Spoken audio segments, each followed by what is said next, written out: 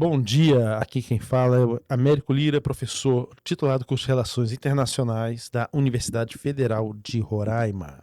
Quero aqui desejar a todos um excelente domingo, aproveitando o ensejo também para desejar esse excelente domingo, uma excelente semana também para a Cleo Rocha, nossa diretora de programação, e para o padre Luiz Boteon, nosso diretor-geral, né, que acolhem o programa Sociedade Global, o Mundo Conectado, da Rádio Monte Roraima FM. Rádio Roraima FM é serviço da vida e da comunidade. Vocês podem nos acompanhar pelo site www.monteroraimafm.com.br, Instagram ou Facebook, Rádio Monte Roraima FM. Eu estou lendo aqui por um motivo simples, eu sou daquela geração que não tem essa facilidade, né? E estou aqui com uma pessoa maravilhosa, que é a minha chefe, minha pró-reitora, né? E também minha colega de trabalho, a professora Priscila, que faz um excelente trabalho, não só como pró-reitora, mas como pesquisadora e professora. Priscila, é uma honra tê-la aqui com a gente. Uma alegria muito grande. Seja muito bem-vinda. Muito obrigada, Américo. Bom dia a todos os ouvintes aqui da Rádio Monte Roraima. Um prazer estar aqui nesse domingo, né? Nesse domingo, na manhã de domingo, começando bem o dia com informações e tudo mais. É um prazer estar aqui com você, Américo. É uma pessoa que eu admiro demais pelo seu trabalho junto ao curso de Relações Internacionais, né, da Universidade Federal de Roraima. E aqui é uma oportunidade da gente divulgar um pouquinho das nossas pesquisas, do que a gente tem feito, né, não só na pró-reitoria, mas também das pesquisas, né, porque somos pesquisadores, estamos no cargo de gestão, mas somos realmente professores pesquisadores e incentivando cada vez mais nossos alunos. E quem sabe também os nossos ouvintes, né, que estão escutando, podem ficar interessados vou fazer o curso de Relações Internacionais, ou vai ser meu aluno do curso de Direito, quem sabe? Olha, se for aluno da professora Priscila, é um grande prêmio. Priscila, eu conheço a tua trajetória e te admiro muito, mas eu queria que o nosso público também conhecesse um pouquinho da professora Priscila. Então vamos lá, gente. Eu sou uma carioca aqui em Roraima, estou aqui há 4 anos, né? Vim pelo concurso da Universidade Federal de Roraima, por curso de Direito, e aqui estou desde 2022, né? Meu concurso foi o primeiro da pandemia, eu brinco falando que eu tomei posse de máscara ainda, então a gente ainda vivia aquele momento. Mas a minha trajetória acadêmica, ela não é muito longa, porque eu advoguei durante mais de 20 anos e tem cerca de 10 a 11 anos que eu tenho uma trajetória acadêmica, né? Venho desenvolvendo pesquisas na área de direito ambiental e econômico, hoje em dia com foco muito grande na parte de clima, então trabalho muito direito climático, seja a nível de governança climática, que são as políticas públicas relacionadas ao clima, que é o que a gente até vai falar um pouquinho hoje, como também transição energética, né, que tá muito na moda a gente conversar sobre isso. Será que o petróleo vai acabar? Será que a gente não vai precisar mais do petróleo? Então, são temas que estão correlacionados e que eu venho pesquisando aí há um tempinho. E acredito que aqui no nosso estado, que eu falo que agora eu sou uma roraimense de coração, né, aqui no nosso estado tem muita coisa para ser desenvolvida. E a gente vê isso bastante lá na universidade e nos outras instituições também, né? O pessoal está se dedicando bastante a essas áreas. Engraçado você falar isso, eu também venho pensando nessas questões, e são questões que dividem o mundo hoje, né? De um lado, uma potência que entende que petróleo é a forma de produção de energia, vai ser por ele, né? E de outro, uma potência emergente, já com boa parte do mercado sendo dela, trabalhando com energias renováveis. De um lado, China, de outro, Estados Unidos, né? E isso tem dividido o mundo de formas, às vezes, não pacíficas, né? Vídeo que estamos passando hoje em dia, né? Então, nós temos questões geopolíticas aí relacionadas e nada melhor do que você, como professor de RI, para falar sobre isso. Mas é interessante, Américo, que muitas vezes as pessoas acham assim, mas o petróleo, ele não pode ser mais usado. Não, na verdade, o que nós precisamos fazer? Nós precisamos ter um equilíbrio na matriz. Então, a gente precisa usar todas as nossas fontes e não depender apenas de uma. Existem determinadas situações que o petróleo é fundamental, mas para outras eu posso usar fontes renováveis, como, por exemplo, biomassa, né? Que, ainda mais num país como o nosso, que é um país de agroindústria, então nós temos muitos resíduos, né, da agroindústria, os próprios rejeitos, dejetos, né? Inclusive, e aí se você inclui não só a parte industrial, mas também da agricultura familiar, então você consegue ter um bom grupo aí de fontes que podem ser utilizados também. Então, você não precisa depender apenas de uma fonte. Hoje em dia, o que acontece? A questão do petróleo, assim como a energia nuclear, acaba virando uma questão de soberania nacional. Uma forma do país mesmo se impor perante o mundo por ser um país produtor de petróleo, como o nosso, por exemplo, né? O Brasil é um país, um grande produtor de petróleo, né? Na sua costa, a gente sabe muito bem disso. Mas é a não dependência. Por que acontece? Quando a gente fala dessas questões climáticas, a gente está muito preocupado justamente com o aquecimento global. Nós que já passamos dos 40, né? A gente conseguiu pegar fases da nossa infância que nós tínhamos as 4 estações do ano muito bem delimitadas: verão, outono, inverno, primavera. O que acontece hoje em dia? A gente está vendo, por exemplo, verão com muitas chuvas, um outono seco, uma estiagem muito grande, inverno com veranicos, que é o que nós temos visto nos últimos anos, e uma primavera que também oscila muito. Então, aquelas 4 estações que estudávamos na nossa época de escola, a gente não consegue ver mais. Muito impactado por questões relacionadas ao aquecimento global. Então, quanto mais você tem esse aumento da temperatura, é óbvio que você cria um desequilíbrio. Aí eu gosto de escutar os negacionistas, né? Ah, mas isso poderia acontecer a qualquer tempo. Exato. Não vou discordar. Mas o que acontece? Esse aumento de temperatura, ele está vindo numa escala muito mais rápida. Então, numa progressão mais rápida. Então, simplesmente, eu teria esse aumento de temperatura? Teria. Por conta até dos passar dos anos, por conta de todo um contexto histórico que nós temos. Mas esse aumento de 2 graus, ele não seria em 20 anos, 30 anos. Seria em 150 anos, 200 anos. Então, hoje, nós temos verões que você marca 50, 52 graus, quando há 20 anos atrás, a máxima era 40, 41. Então, a gente consegue visualizar muito isso.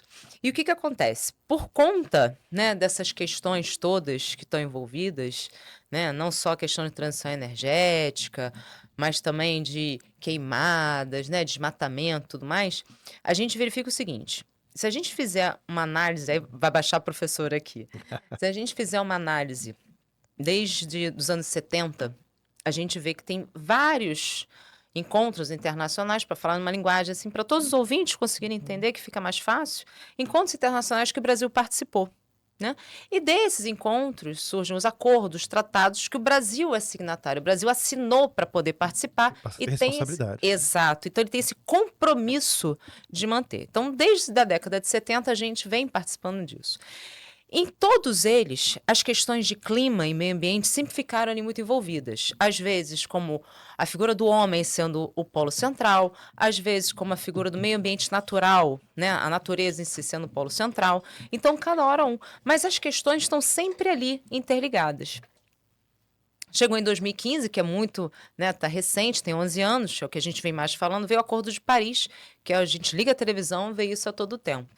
Nesse Acordo de Paris, que foram feitos, né, os 11 objetivos de desenvolvimento, os 17 objetivos de desenvolvimento sustentável, aquilo ali foram metas que foram criadas para que os países desenvolvidos ajudassem os países em desenvolvimento para poder chegar a alcançar aquela meta.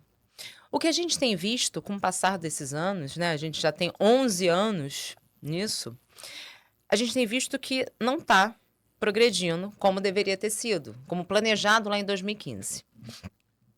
O que a gente conseguiu ver? Por exemplo, no contexto europeu, ainda lá em 2017, 2018, eles já criaram planos, como se fosse um plano individual para a Europa, chamado Plano Clima Europeu. Então, verificando que aquilo que foi determinado no Acordo de Paris, que o objetivo era até 2030 nós vamos conseguir alcançar isso, verificando que não iam conseguir, não lograriam êxito, eles começaram a fazer o seguinte: olha, vamos tentar fazer um outro plano que vai vir para complementar, para nós atingirmos. E nisso, vários países, né, como a França, a Alemanha, fizeram alguns compromissos. Então, por exemplo, a França e a Alemanha determinaram que a partir de 2030 não vão mais produzir carros a combustão, só carro elétrico. E outros países também começaram a trabalhar com essas ideias. Então, a gente viu ali a Europa já dando um passo, né, a União Europeia já dando um passo importante com relação a isso.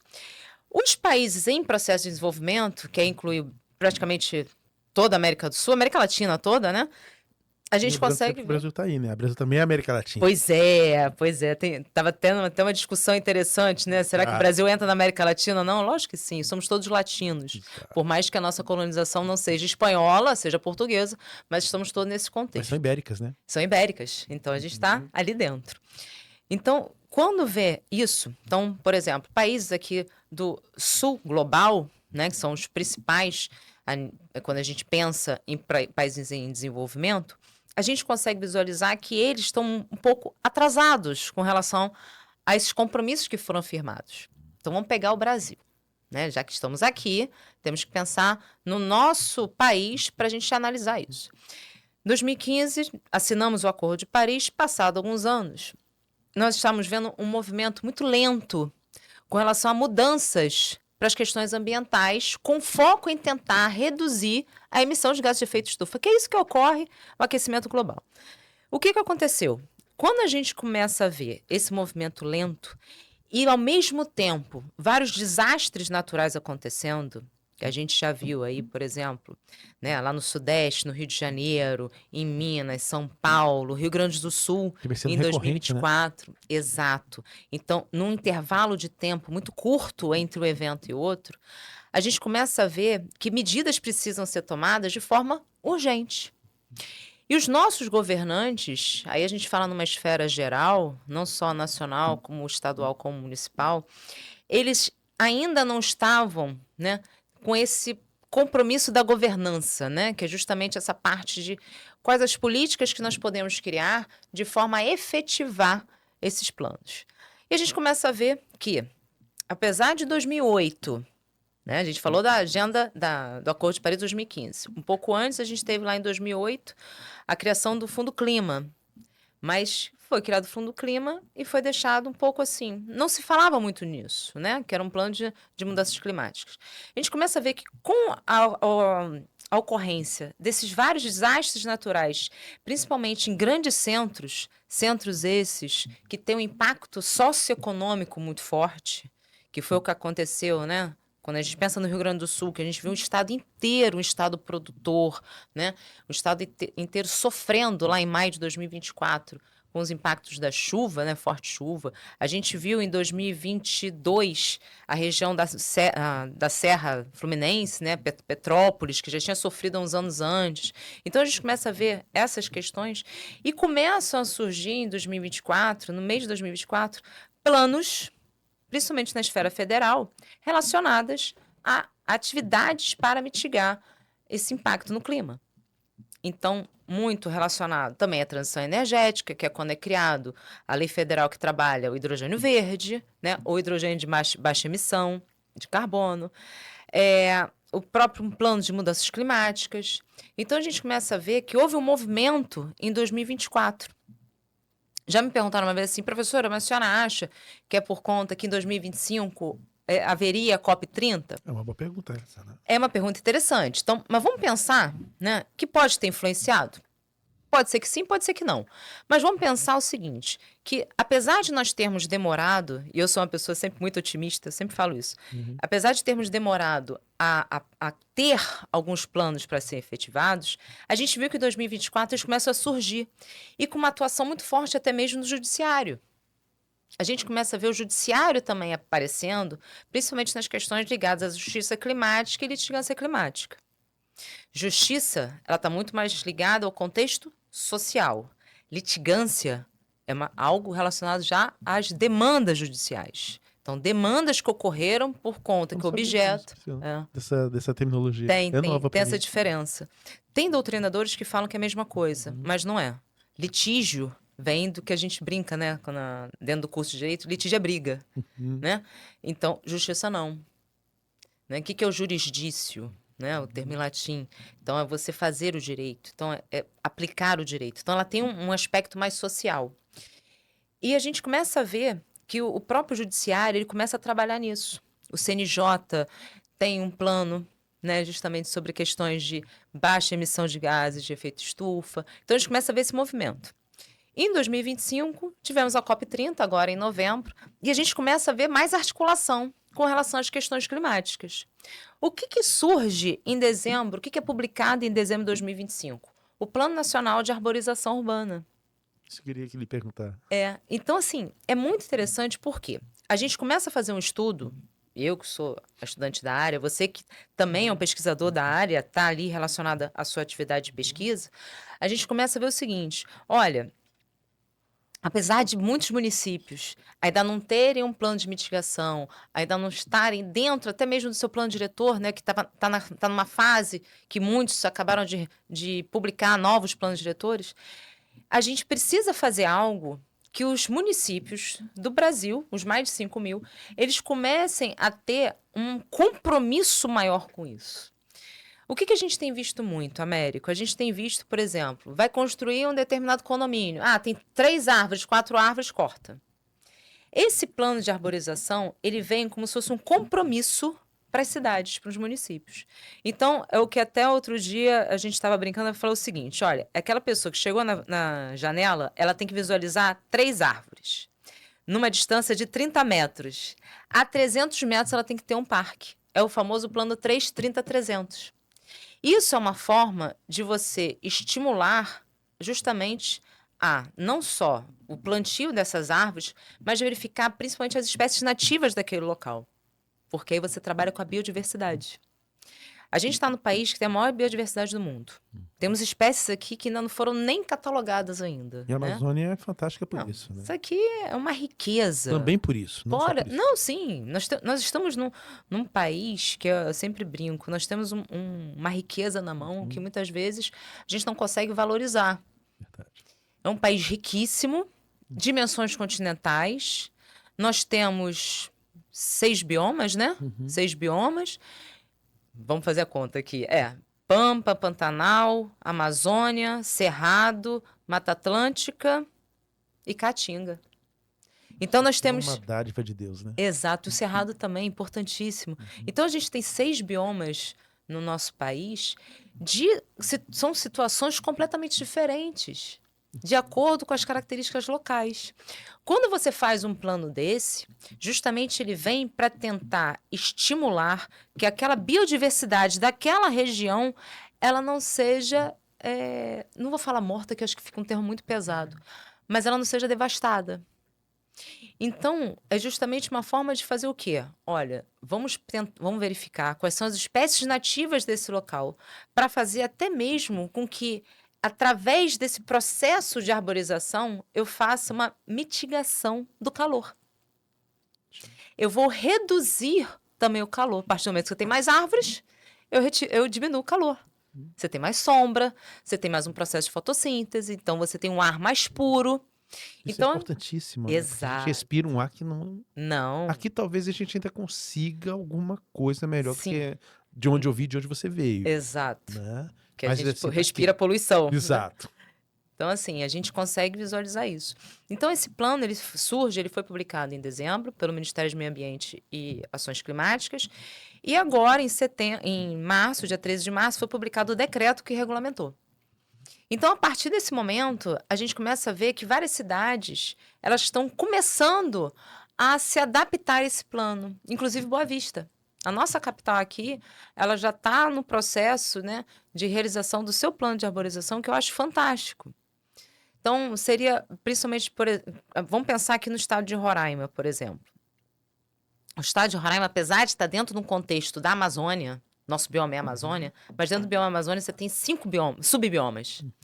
E aqui no nosso estado a gente tem 2, né, que é o Lavrado, e nós temos a Amazônia. A Amazônia é tradicional, né? Floresta fechada. Aquela que as pessoas têm em mente, né? Isso, da floresta fechada, né? e tudo mais. Só que, por exemplo, aqui a região de Boa Vista, a gente está na parte do Lavrado, né? Que se assemelha muito ao Cerrado até. Então, a gente tem que ver o seguinte, quais são as árvores nativas daqui? Paricarana, por exemplo, né? Paricarana é uma árvore nativa daqui. Inclusive o nome do nosso campus. Então, assim, a gente consegue ver algumas árvores nativas e essa é uma forma de você estimular. E nisso, Américo, olha só que interessante, né? Que até me veio à cabeça agora. A partir do momento que eu começo a ter umas políticas públicas nesse sentido, eu começo a trazer isso para a sociedade, eu estou trabalhando com educação ambiental e educação climática. E cidadania, né? E cidadania. Que você traz a pessoa à condição de cidadã. Exato, exato. literalmente a condição de cidadão. Então, assim, se você começa a mostrar, olha, tá vendo assim? Olha, essa espécie é uma espécie daqui, por que que ela é daqui? Qual o impacto que ela tem dentro do ambiente natural? Então, eu estou contribuindo para essa questão da educação ambiental. Então, Eu não tinha pensado por aí. é, Tem razão. né? Deu esse insight aqui agora, mas é verdade. Então você acaba trabalhando. E a gente começa a ver o seguinte: quando a gente pega alguns exemplos do mundo afora, né? Quando a gente fala em plano de arborização, principalmente, a gente pensa quais são os exemplos que a gente pode ter. A gente tem uma cidade aqui muito próxima aqui do nosso país, que se chama Medellín, que Medellín era uma cidade, né, era marcada pelo crime Na organizado. década de 80, Medellín lembrava muito um senhorzinho de bigode. Né? Exato. Pablo Né? Escobar. Pablo Escobar, e era uma cidade que era realmente marcada pelo crime organizado, tanto que Medellín ficou famosa por isso. O que que Medellín fez? Hoje em dia, dizem que eu não conheço, né? Gostaria muito de conhecer, principalmente por causa disso. Ele fez um corredor verde ao redor da cidade. Deve ser uma coisa linda. Deve ser fantástico, pelos vídeos que eu já assisti, pela leitura que eu já fiz. Deve ser fantástico, porque simplesmente eu consigo ter esse impacto na temperatura.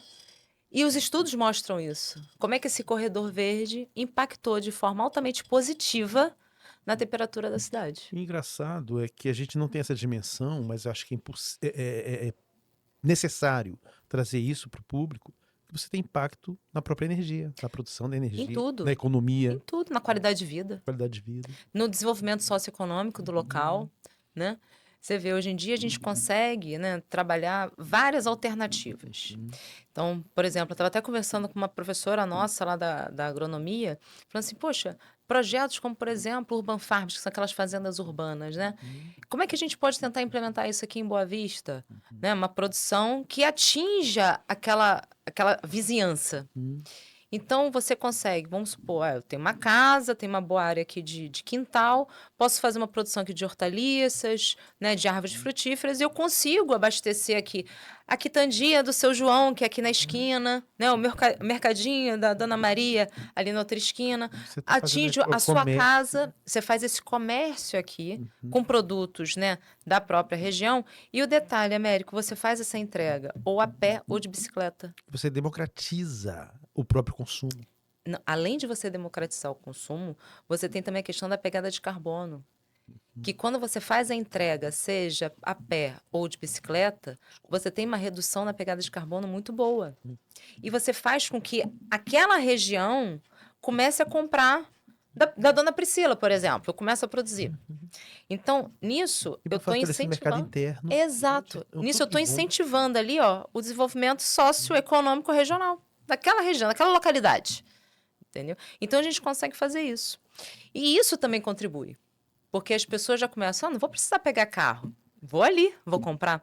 Então, assim, pequenas atitudes que, somando, ela dão um impacto positivo. E eu vim falando com meus alunos da necessidade de fortalecimento do mercado interno. Você está fortalecendo o mercado interno. Sim, claro. Você precisa ter um desenvolvimento socioeconômico, é isso. Exato. Então, quando você fortalece o mercado interno, tem uma rede, né? Exatamente. Então, aquilo que Você cria uma você cadeia, né? cria uma cadeia. Então, vamos supor, o que você vende, você pega aquele dinheiro, já vai comprar na farmácia do seu bairro, o que está ali na farmácia vai comprar no mercadinho. Então, a gente consegue fazer isso. E isso é importante. Então, é uma forma de eu desenvolver com o menor impacto possível e efetivamente aplicando o conceito de sustentabilidade. Democratizando, criando a cidadania, fortalecendo o mercado interno, Exato. distribuindo a riqueza. Distribuindo riqueza, com certeza. A gente quebra assimetrias históricas que são tão perversas. Né?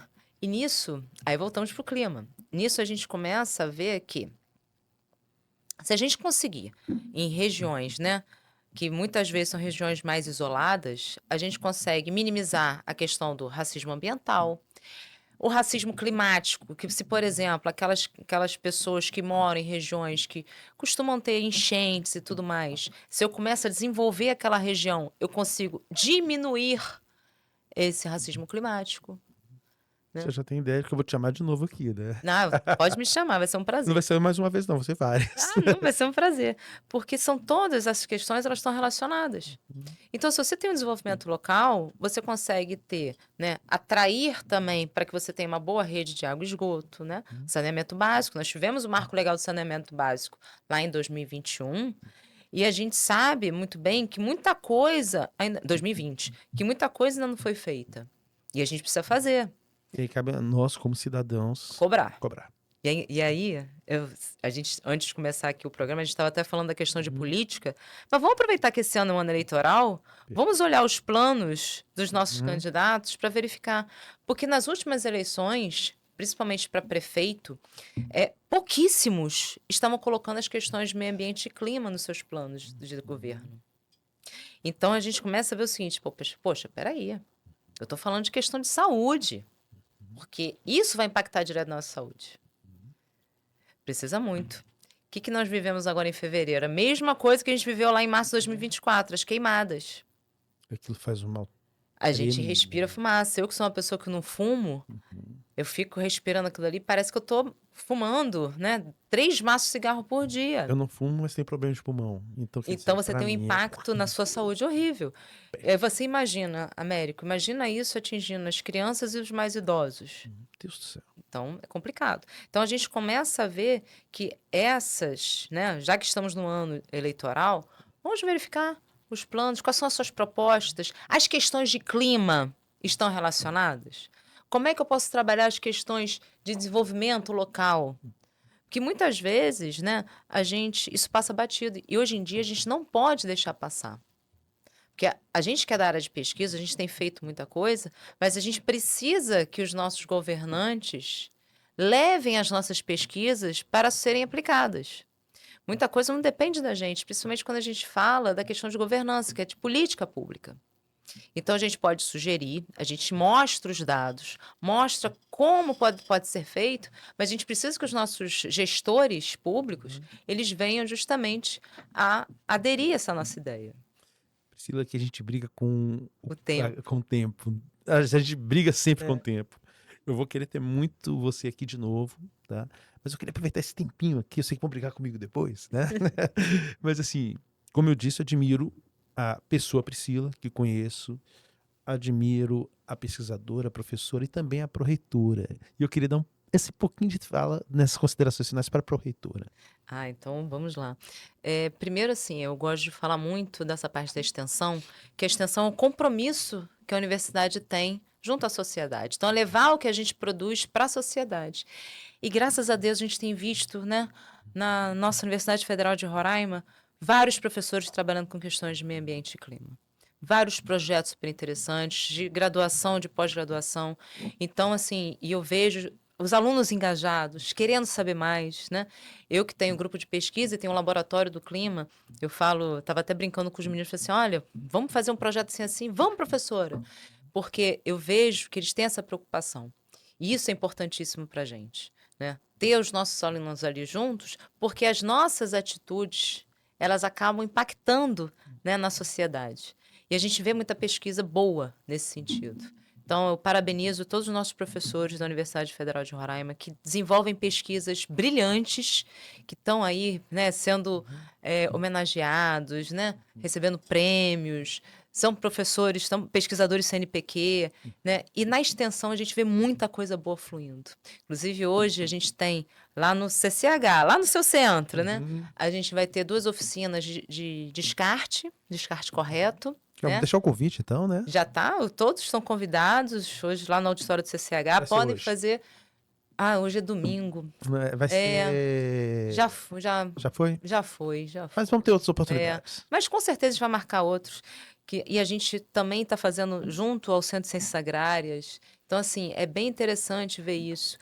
De vez em quando a gente traz algum palestrante também nessa área. A Secretaria Municipal aqui de Meio Ambiente aqui de Boa Vista, o secretário Sandro também está sempre à disposição, sempre fazendo muito trabalho junto com a gente, né? Então isso é muito bom, isso é muito interessante, porque a gente começa a ver que realmente a gente está ultrapassando os muros da universidade e levando conhecimento para a nossa sociedade. Olha, eu vou lhe dizer que eu tenho orgulho de ser membro da universidade pela qualidade dos nossos colegas, né? Pela pluralidade, quer dizer, pluralidade de tudo, que a gente consegue viver e construir a partir das diferenças. Isso é muito bonito. É. Isso é muito importante. Nós somos o FRR, né? Eu tenho um carinho, um amor enorme. São 20 anos de FRR, né?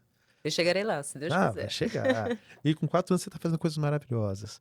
Priscila, muitíssimo obrigado. Ó, vou lhe importunar novamente para você vir aqui Vai conosco. ser um prazer, Américo. Tá? Um prazer levar mais informações, né? Isso é uma oportunidade, parece quase uma aula, né, que a gente vai dando, mas uma oportunidade de levar para os ouvintes aqui da Rádio Monte Roraima um pouquinho mais do que a gente vem trabalhando. E para as pessoas também adquirirem conhecimento, né? Eu acho a rádio uma forma incrível de você levar conhecimento para todos, né? Sem dúvida. Eu acredito muito nisso, na democratização do conhecimento. Exato. Com ética e com seriedade. Com toda certeza. Então fica o meu abraço para a nossa audiência, o meu agradecimento à professora Priscila, que foi extremamente generosa, abriu um espaço na sua agenda para estar conosco. Tá? Então, assim, eu acho que é isso, Priscila. Forte abraço, então, para ti, um forte abraço também para a nossa audiência e vamos esperar uma nova visita da professora Priscila com a gente. Com certeza. Um ótimo domingo aí para todos. Obrigado mais uma vez pelo convite. Conte comigo. Obrigado.